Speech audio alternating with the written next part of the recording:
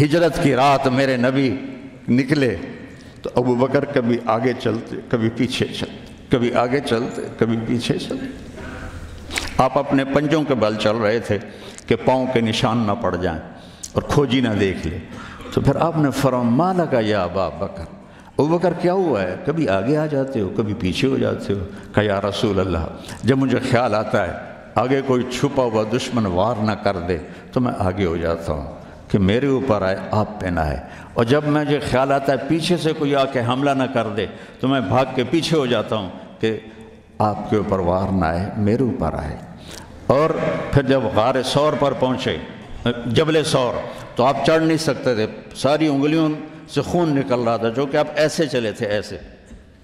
ابو بکر نے کندھے پہ بٹھایا اور پورا پہاڑ طے کیا، اوپر لے گئے، آپ کو باہر بٹھایا، سارے سوراخ بند کیے، اور اس کے بعد سوراخ زیادہ تھے تو پگڑی کو اتارا، اس کو پھاڑ کے سوراخ بند کیے، پھر اس کے بعد سوراخ زیادہ تھے، کرتے کو اتارا اور پھاڑ کے سوراخ بند کیے۔ ایک جس میں سانپ تھا وہاں اپنی ایڑی کو رکھ دیا، کہا مرحباً یا رسول اللہ۔ آپ اندر آئے تو اندھیرا تھا، آپ کو پتہ نہیں چلا، جب تھوڑی سی روشنی ہوئی تو آپ نے دیکھا نہ کرتا نہ پگڑی۔ ابو بکر مالک، یہ کیا ہوا ہے؟ تیرا عمامہ کدھر ہے؟ تیرا کرتا کدھر ہے؟ تو کہا یا رسول اللہ یہ سوراخ تھے، مجھے ڈر ہوا کہ ان میں کوئی چیز آپ کو تکلیف نہ پہنچائے، تو میں نے اپنے کپڑے پھاڑ کے سوراخ بند کیے ہیں۔ تو ایک دم میرے نبی رونے لگے اور ہاتھ اٹھا کر کہا یا اللہ، میں ابو بکر سے راضی ہوں، تو بھی اس سے راضی ہو جا اور اسے جنت میں میرا ساتھی بنا دے۔ تو ایک دم جبریل آئے، یا رسول اللہ، اللہ تعالیٰ فرما رہے ہیں ہم ابو بکر سے راضی ہو اور جنت میں آپ کا ساتھی بنا دیا۔ انہوں نے میرے نبی کی زندگی کو یوں سچ کر دکھایا۔ موسیٰ علیہ السلام کی قوم کو اللہ نے کہا جاؤ ملک شام جا کے عمالقہ سے لڑو،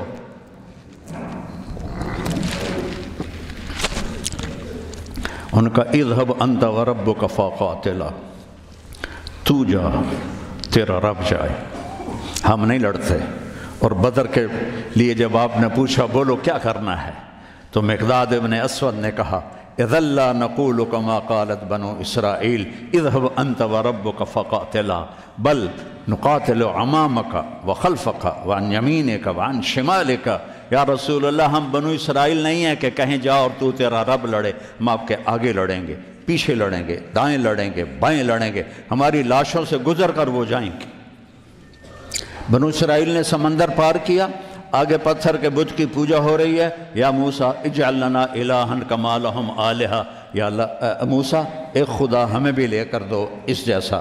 یہ بنو اسرائیل ہیں، اور میرے نبی کا انتقال ہوتا ہے پیر کے دن، اور ابو بکر صدیق اوالی گئے ہوئے ہیں اپنی دوسری بیگم کے پاس، ان کو خبر ملتی ہے تو وہ بھاگے ہوئے آتے ہیں اور آپ کے چادر ہٹا کر آپ کا ماتھا چومتے ہیں اور گرم گرم آنسو ماتھے پہ گرتے ہیں، واہ خلیلہ واہ صفیہ واہ نبیہ۔ اور اس کے بعد آپ مسجد میں جاتے ہیں تو شور و فغاں ہے، اور عمر تلوار لے کے کھڑے ہیں، جو کہے گا اللہ کا رسول فوت ہو گیا میں اس کو قتل کر دوں گا، وہ اللہ کے پاس گئے ہیں، وہ واپس آئیں گے۔ تو ابو بکر ممبر پر آئے، کہا عمر اقعد اقعد، کھڑے ہوئے آدمی کو کہنا ہو بیٹھ جاؤ تو اقعد، اور لیٹے ہوئے آدمی کو کہنا ہو بیٹھ جاؤ تو اجلس۔ یہ حسن عربی ہے کہ ہر حیت کے لیے الگ لفظ ہے، کھڑے کے لیے اقعد، لیٹے ہوئے کے لیے اجلس۔ عمر اقعد، کہا نہیں بیٹھوں گا۔ تو پتہ چل گیا کہ جوش میں ہے، ممبر پر آئے، ایھا الناس من کان یعبد محمدا فإن محمدا قد مات، جو محمد کی پوجا کرتے تھے وہ سن لو کہ انہیں اللہ نے بلا لیا، ان کا انتقال ہو گیا۔ ومن کان یعبد اللہ فإن اللہ حی لا یموت، اور جو ایک اللہ کی پوجا کرنے والے ہیں ان کا رب زندہ ہے، موت سے پاک ہے۔ میرے نبی نے ایسے لوگ تیار کیے جنہوں نے میرے نبی کی زندگی کو سچ کر دکھایا اور جانوں کے نذرانے پیش کر کے آپ کی زندگی کو دنیا میں زندہ کیا۔ اس لیے واحد جماعت ہے صحابہ کی جن کی زندگی میں ان کو جنت کے وعدے کر دیے گئے، کلن وعد اللہ الحسنی، اس میں سابقین بھی اور لاحقین بھی سب کے لیے جنت کا اللہ تعالیٰ نے وعدہ فرما دیا ہے۔ ایک امت تیار کی، سارے قرآن نہیں پڑھے ہوئے تھے۔ حضرت خالد بن ولید نے فجر کی نماز پڑھائی، تھوڑی سی آیات ایک جگہ سے پڑھی، تھوڑی سی ایک جگہ سے، تھوڑی سی ایک جگہ سے، اس طرح کر کے انہوں نے نماز مکمل کی، اور نماز کے بعد کہنے لگے لقد شغلنی الجہاد عن القرآن، بھائی معاف کرنا، جہاد کی وجہ سے میں تو قرآن بھی نہیں پڑھ سکا۔ لیکن بنے کیا موتا کی جنگ ہے، اور میرے نبی کے سامنے منظر کھل چکا ہے۔ آپ نے فرمایا تھا جب چلے تھے کہ پہلا امیر زید بن حارثہ ہوگا، یہ شہید ہو تو پھر جعفر بن نبی طالب ہوگا، یہ شہید ہوں تو پھر عبداللہ بن رواحہ ہوں گے، یہ شہید ہوں تو پھر جسے مرضی بنا لینا۔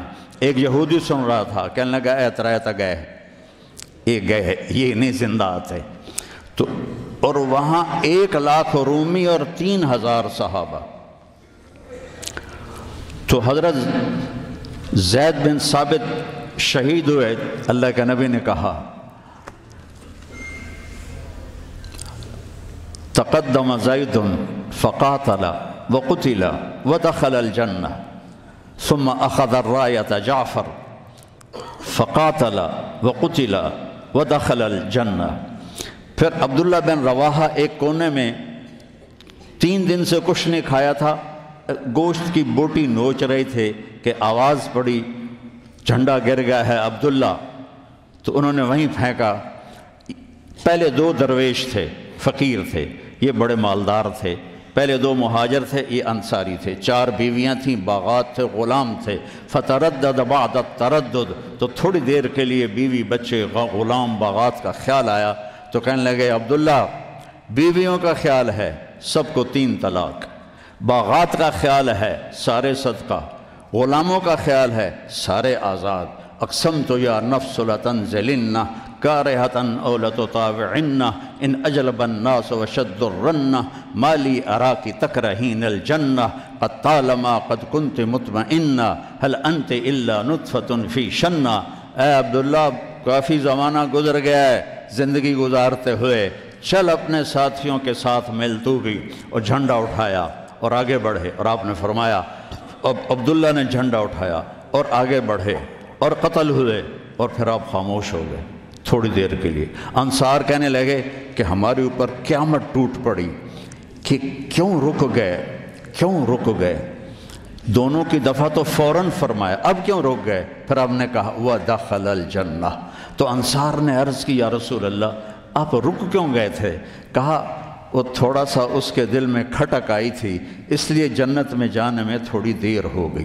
اب جھنڈا گر گیا، ثابت ابن اکرم نے جھنڈا اٹھایا، کون لے گا یہ جھنڈا؟ انہوں نے کہا تو لے، تو بدری صحابی ہے، تو لے۔ کہا نہیں میرے بس کا نہیں ہے۔ کسی نے آواز دی خالد کو دو۔ خالد کی پہلی جنگ تھی، صلح حدیبیہ کے بعد ایمان لائے، اور ان کی پہلی جنگ تھی۔ وہ فرمانے لگے بھائی میں تو ابھی مسلمان ہوا ہوں، کسی اور کو جھنڈا دو۔ کہا نہیں، سب نے کہا بس خالد۔ انہوں نے ایک ہاتھ میں جھنڈا لیا، اور جب یوں تلوار کو جب اٹھایا نا، تو میرے نبی نے فرمایا ثم صلی اللہ سیفا من سیوفہ، اب اللہ نے اپنے تلواروں میں سے ایک تلوار کو نیام سے باہر نکالا ہے، اور انہوں نے ساری رومیوں کی فتح کو شکست میں تبدیل کر دیا۔ 9 تلواریں ان کے ہاتھ سے ٹوٹیں لڑتے لڑتے، اور اتنا روب چھا گیا کہ پورے روم میں دہشت پھیل گئی خالد ابن ولید کی۔ یہ لوگ میرے نبی نے تیار کیے تھے، ایک امت بنائی تھی، یہ میرے نبی کا عظیم ترین کارنامہ ہے۔